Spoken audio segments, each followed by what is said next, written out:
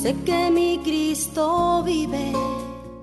En la palabra de Dios, la Biblia, hay un mensaje para ti, para mí y para toda la humanidad, el Evangelio de Jesucristo. Certeza es la razón, la existencia. Certeza es el alfa y omega. Un mensaje para ti. Todas las semanas, en este canal de radiodifusión cristiana, Luz a las Naciones, un estudio expositivo de la palabra de Dios, edificando sobre el verdadero fundamento de los apóstoles y profetas, siendo la principal piedra del ángulo Jesucristo mismo. Que ni lo alto ni profundo. Síguenos en directo o en cualquiera de nuestros canales y recuerda que Dios tiene un mensaje para ti. Que Dios os bendiga y edifique a través de su palabra. Amor de Dios, certeza, yo sé que mi Cristo vive. Certeza, para Él no hay nada imposible. Certeza, es la razón, la existencia. Certeza, es el alfa y omega.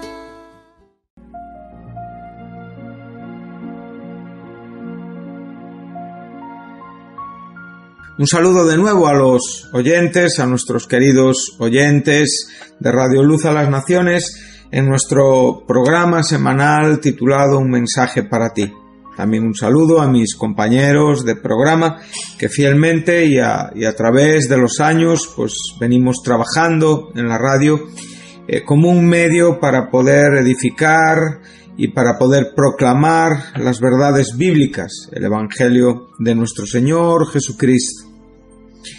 Bueno, estamos estudiando la primera epístola del apóstol Pablo a los Corintios y lo estamos haciendo en una forma expositiva, sistemática. Estamos yendo versículo tras versículo, tratando de extraer el significado que hay detrás, la intención del autor inspirado y la intención evidentemente del autor de este libro que es la Biblia, de este santo libro que es la Biblia, de esta fuente inagotable de verdad que es la palabra de Dios, en cuanto a lo que él en su voluntad y en su sola voluntad ha tenido y ha decidido incluir lo que aquí estamos leyendo para que nosotros podamos ser bendecidos a través de la comprensión escritural. Venimos desarrollando el tema de 1 Corintios, la primera epístola escrita de las mayores, juntamente con 2 Corintios y Romanos, forman las tres epístolas mayores de Pablo.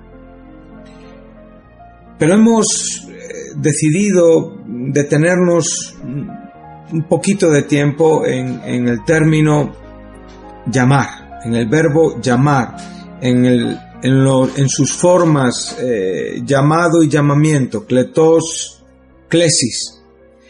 Y hemos decidido o hemos entendido o nos ha parecido bien el poder profundizar un poquito más y tratar de extraer el significado de esta palabra en el conjunto de la Escritura, porque creo que contiene primero una gran edificación y por supuesto un gran consuelo, y llena de esperanza el corazón de los cristianos, de los hijos de Dios, que en muchos momentos y en muchos tiempos de nuestra vida caminamos por esos valles de dificultad, a veces valles donde somos tentados a la incredulidad, valles donde somos tentados a la desconfianza, valles donde a veces somos tentados a pecar, valles donde, como bien dice David en el Salmo 23, aunque ande en el valle de la muerte, aunque ande en la dificultad en cuanto a lo que yo estoy experimentando, David vivió tiempos en su vida, esto nos lo enseña el Salmo 4 y el Salmo 5, ¿sí?, donde él no sabía si iba a amanecer. Vivía momentos en su vida donde consideraba si en ese día él iba a despertar.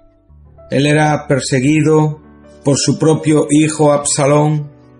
Él estaba constantemente en dificultades. Desde que él es rey electo por la unción de Dios, él ya empieza a sufrir la persecución de Saúl.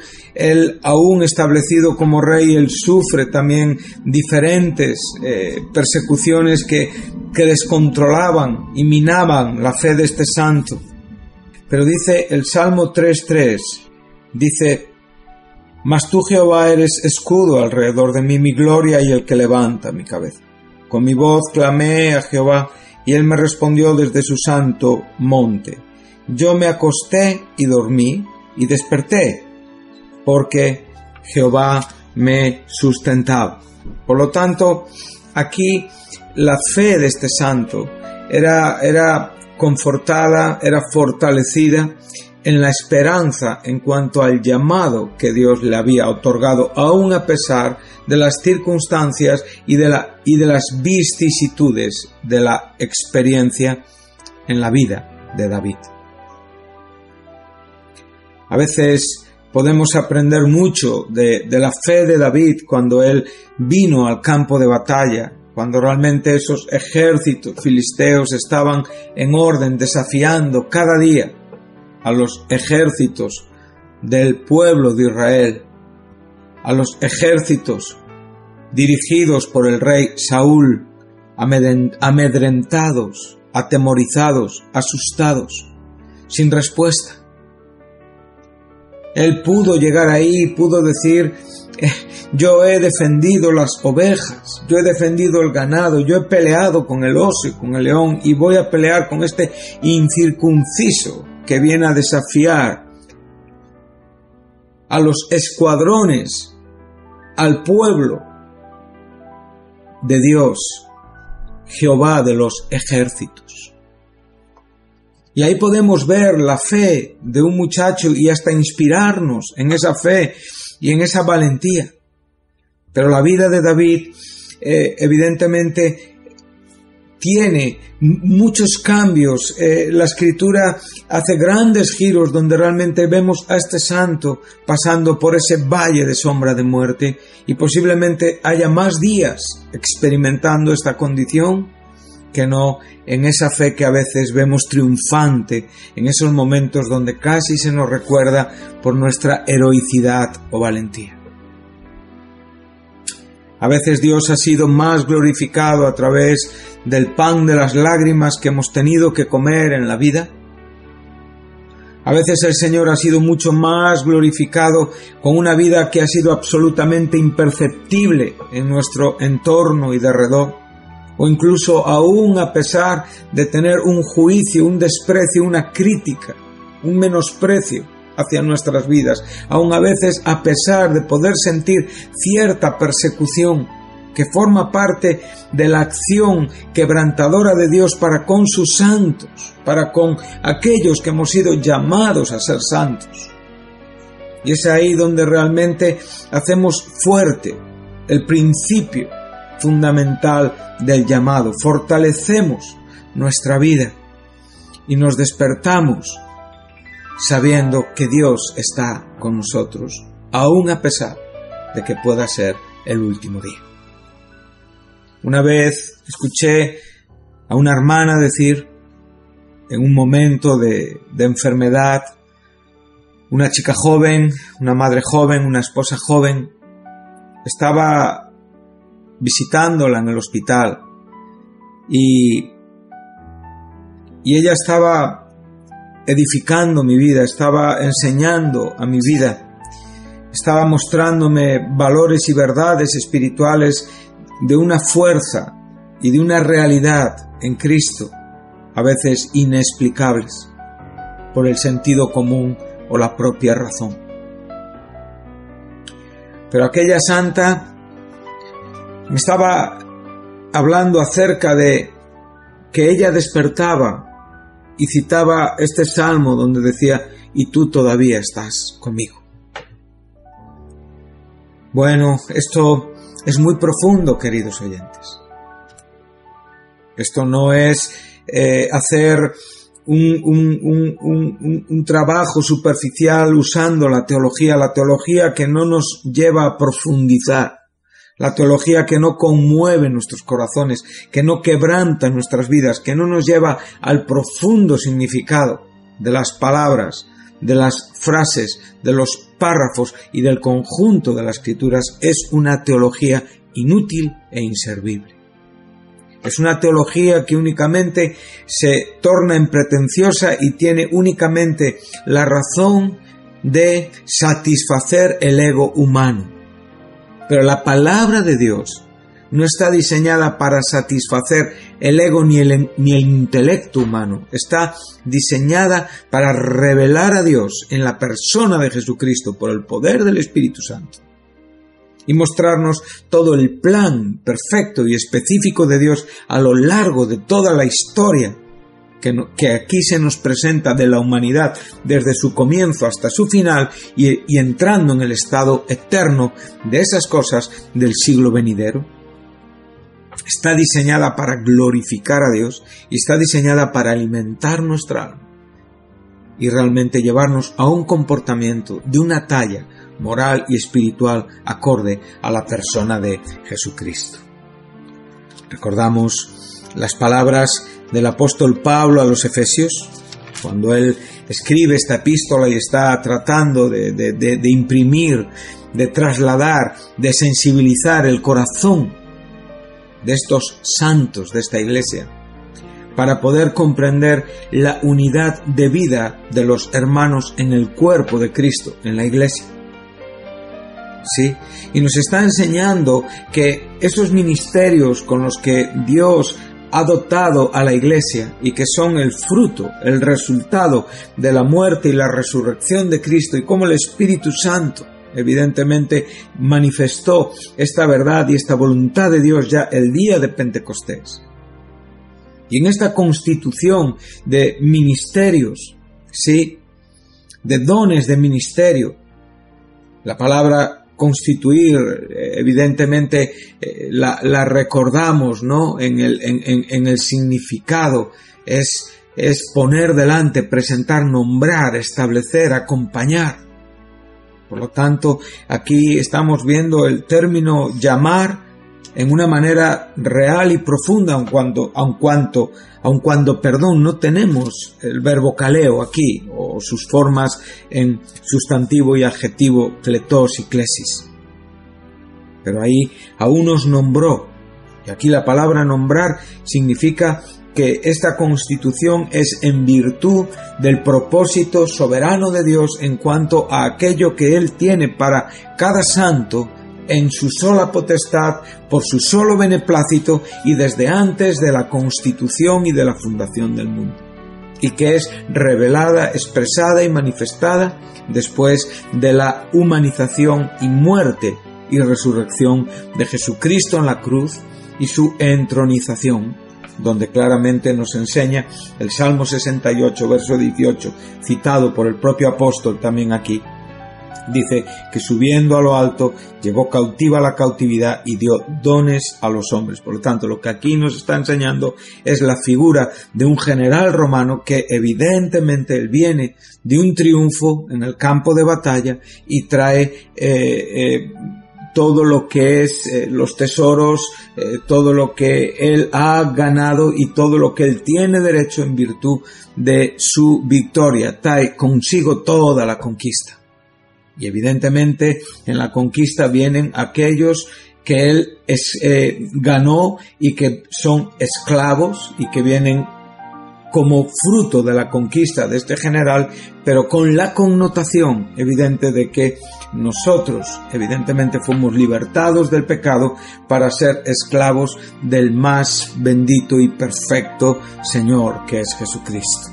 Esto se nos enseña perfectamente y no tenemos tiempo para poder explicarlo hoy, pero es muy bueno Romanos 6, 18, libertados del pecado, vinimos a ser esclavos de la justicia. Hemos venido a ser siervos del Señor. La palabra siervo es el término griego doulos, que es esclavo.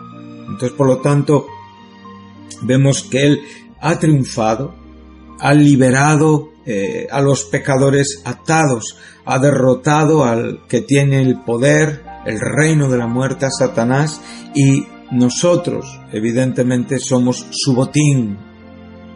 Y ese botín es un botín santo. Somos los llamados a ser santos en virtud de su muerte, en virtud de su resurrección. Entonces, a todos aquellos que Él llamó e introdujo a la Iglesia, ahí Él lleva a cabo una obra efectiva y a unos constituye apóstoles, a otros profetas, a otros evangelistas, a otros pastores y maestros. Aquí podemos ver que hay un sentido de orden en el escritor inspirado. Apóstoles, en primer lugar, fueron aquellos llamados a establecer la Iglesia. Profetas, en segundo lugar. Aquí estamos incluyendo no solamente el asunto de, digamos, de la esencia, del significado del término profecía, sino también la palabra profecía en muchos casos está relacionada con la palabra de Dios. Por lo tanto, podemos estar pensando también en aquellos que fueron llamados para escribir el Nuevo Testamento, aquellos que evidentemente conocerían las cosas que estarían por venir, como Cristo profetizó en el aposento alto antes de morir en la cruz del Calvario a sus discípulos. Él dijo que el Consolador, el Paracleto, el Espíritu Santo, les daría conocimiento de las cosas que estaban por venir. Y creo firmemente que Jesús estaba hablando del Nuevo Testamento, que evidentemente en el momento en el que Cristo estaba hablando con sus discípulos no estaba escrito ni un solo libro de la parte del Nuevo Testamento en la Biblia. Entonces, esto es algo que debemos de considerar seriamente y a veces no confundir. Yo creo en la profecía, sé que hay profetas en la Biblia, sé que a veces debemos de profetizar, pero siempre la profecía tiene que estar ajustada a la palabra de Dios. En ningún momento puede desprenderse o quebrantar o sencillamente contradecir los principios fundamentales de la palabra de Dios. Y ya vemos los evangelistas, que son aquellos que ya son llamados a extender. Eso está implícito en me seréis testigos, desde el día en que el Espíritu Santo fue derramado el día de Pentecostés en ese aposento alto, y que Pedro aclaró también. Desde este momento la Iglesia comenzó a evangelizar, y el Evangelio, el misterio escondido en otras edades, es evidentemente predicado y aclarado a los hombres en el mundo, y ya este Evangelio es propagado por medio del carácter evangelístico de la Iglesia y de aquellos hombres dotados con este don de evangelizar. Y los últimos son los pastores y los maestros. Es muy interesante que los pastores y los maestros forman una pareja que aquí está unida por esta Y, que en cierta manera los pone como los cuidadores de la Iglesia en la misma Iglesia, y posiblemente sea los ministerios más usuales o que más claramente podemos hoy ver en la Iglesia. ¿Y cuál es el propósito de este llamado? Evidentemente, que es lo que nos está interesando, es el de perfeccionar a los santos para la obra del ministerio. Y aquí vemos que el propósito somos todos aquellos que formamos la Iglesia, y la obra del ministerio es una palabra que aquí se manifiesta principalmente. O sea, Cristo en su oración en Getsemaní, que viene representada un poquito más ampliamente y conocemos como la oración sacerdotal de Cristo en el capítulo 17 de Juan. Entonces él está diciendo claramente que Él es la vida eterna y Él es el Dios verdadero, a quien el Dios Padre había enviado. Por lo tanto, si seguimos un poquito más atrás en el Evangelio de Juan, en el capítulo 6, también nos vamos a encontrar con una respuesta de Jesús en el verso 29, cuando le preguntaron por cómo se podía poner en práctica la obra de Dios, y él dijo: esta es la obra de Dios, que creáis en el que ha enviado. Por lo tanto, podemos perfectamente hacer un paralelismo con este verso 3 de Juan 17, donde el propio Jesús dice claramente: y esta es la vida eterna, que te conozcan a ti, el único Dios verdadero, y a Jesucristo, a quien has enviado. Yo te he glorificado en la tierra, he acabado la obra que me diste que hiciese. El propio Juan también nos enseña en su primera epístola, y creo que también nos va a permitir hacer un cierto paralelismo con estos tres textos. Dice, sabemos, verso 20, capítulo 5 de la primera epístola de Juan, pero sabemos que el Hijo de Dios ha venido y nos ha dado entendimiento para conocer al que es verdadero, y estamos en el verdadero, en su Hijo Jesucristo. Este es el verdadero Dios y la vida eterna. Por lo tanto, la obra principal, por llamarlo de alguna manera, del ministerio es evidentemente el propósito y la revelación de la persona de Jesucristo. Cualquier ministerio que no sea cristocéntrico y que no sea cristológico es un ministerio inútil y no es la obra del ministerio de la cual aquí el apóstol Pablo está hablando. ¿Sí? El propósito de esta obra del ministerio no es otra que edificar el cuerpo de Cristo. O sea, y el cuerpo de Cristo no puede ser edificado en otra manera que no sea por la revelación de la persona de Jesucristo, quien es el fundamento, quien es la base sobre la que todos estamos sobreedificados. Entonces nosotros estamos sobreedificando sobre el fundamento de los apóstoles, que es Jesucristo. Esta es la obra principal del ministerio. ¿Y cuál es el propósito de esta edificación? Pues que todos lleguemos a una unidad y un conocimiento, unidad de fe y conocimiento del Hijo de Dios, y a un varón perfecto a la medida de la estatura de la plenitud de Jesucristo. Otra vez podemos ver el sentido pleno y perfecto, total y absoluto, obra del ministerio, plenitud de Cristo. O sea, todo lo que Cristo es lo que nosotros tenemos que ser en Él, porque ese es el propósito principal para cada santo. O sea, el llamados a ser santos implica esta obra, esta evidencia de obra, esta vida y evidentemente esta experiencia, que es la que cada santo, por gracia y en virtud de la obra soberana y la intención y la voluntad soberana de Dios, debe de experimentar. Por lo tanto, de la misma manera, David era alguien que estaba conociendo perfectamente estos asuntos.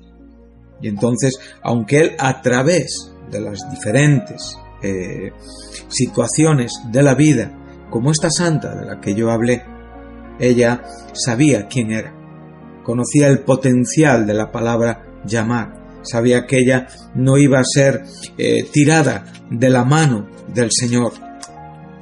El propio Jesús nos da tanta seguridad cuando podemos escuchar en la enseñanza del buen pastor, ¿sí? En esta parábola, aunque principalmente las parábolas pertenecen a los evangelios sinópticos, aquí tenemos evidentemente también una parábola en el evangelio de Juan. Entonces él nos dice claramente que nadie va a arrebatar a los santos de la mano del buen pastor. Sus ovejas. En esta parábola las ovejas somos nosotros, el pastor es Jesucristo. Somos aquellas que hemos oído su voz, hemos resucitado de la condición de pecadores a una condición de nuevas criaturas. hemos sido conocidos, tenemos un fundamento firme y evidentemente andamos en una vida de fe, seguimos a aquel que es nuestro Señor.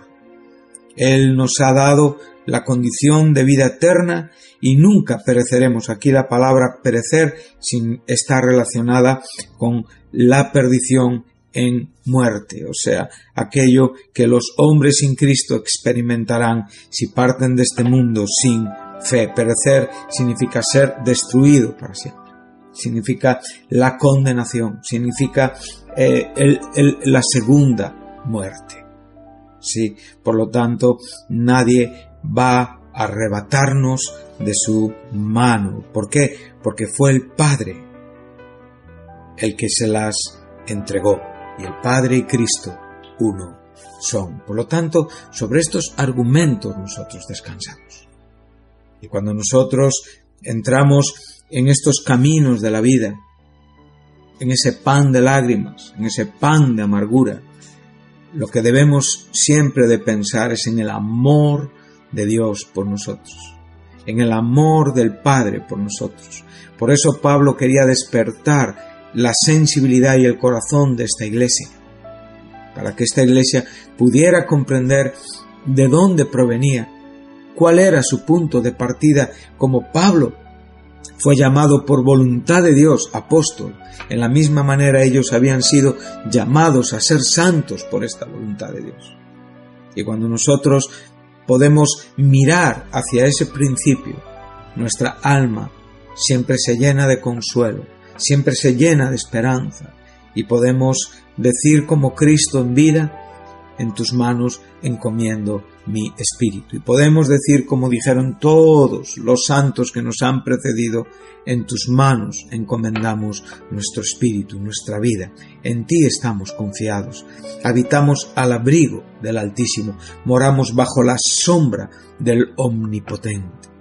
Y por lo tanto, el Dios Padre que nos entregó al Hijo para revelarnos la principal obra, que era creer en el Padre y creer en el Hijo, que es la vida eterna y el verdadero Dios, para poder ser perfeccionados por medio de todas las bendiciones y dones que Dios en su potestad nos ha otorgado, para poder alcanzar en un sentido individual y personal esta estatura y esta igualdad en cuanto a lo que Cristo debe de ser en nosotros.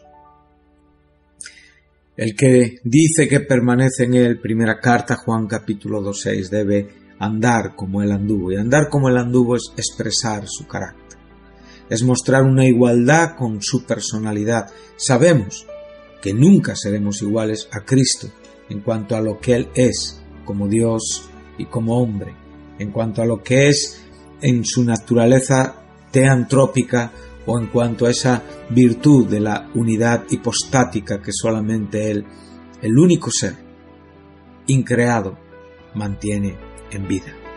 Él es el eterno Hijo de Dios glorificado, Él es Dios. Pero nosotros, por medio de estas promesas y de estas bendiciones, como dice Pedro, hemos sido llamados, hemos sido traídos, citados, invitados, nombrados a participar de esta naturaleza divina. Por lo tanto, en la misma manera que David, en la misma manera que Pablo, en la misma manera que los santos de Corinto, nosotros debemos de declarar estas verdades. Sabemos que en cualquier estado o estadio de nuestra vida, que en cualquier momento en el que nos toque vivir, ya sea por circunstancias a veces ajenas a nuestra voluntad, ya sea a veces por errores cometidos en nuestros propios en nuestras propias actitudes equivocadas e incorrectas, debemos de buscar consuelo en Dios. Pero en aquellas pruebas que no están relacionadas con nuestros pecados y que únicamente tienen que ver con el contexto de nuestra vida y con la intención que va siempre relacionada con este llamamiento, en todo momento gocémonos porque Él nunca desprecia al espíritu que está contristado y humillado, al espíritu que tiene fe, al corazón que vive y acepta las condiciones que toca vivir, que camina por esos valles y que se despierta agradeciendo a Dios, evidentemente, su compañía. Me despierto y todavía estás conmigo. Por lo tanto, recordamos que este término llamar, que significa citar, que va unido a esa acción eficaz que hace surgir todos los llamados como una respuesta a la invitación que Dios determina y requiere. Y esto es la idea en cuanto a lo que la Escritura nos enseña. Y la palabra de Dios es el elemento, el ingrediente principal para que este llamado tenga sentido en nuestros corazones. Que Dios les bendiga y les espero en el próximo programa de Un Mensaje para Ti y espero que hayan sido edificados a través de la palabra de Dios. Gracias.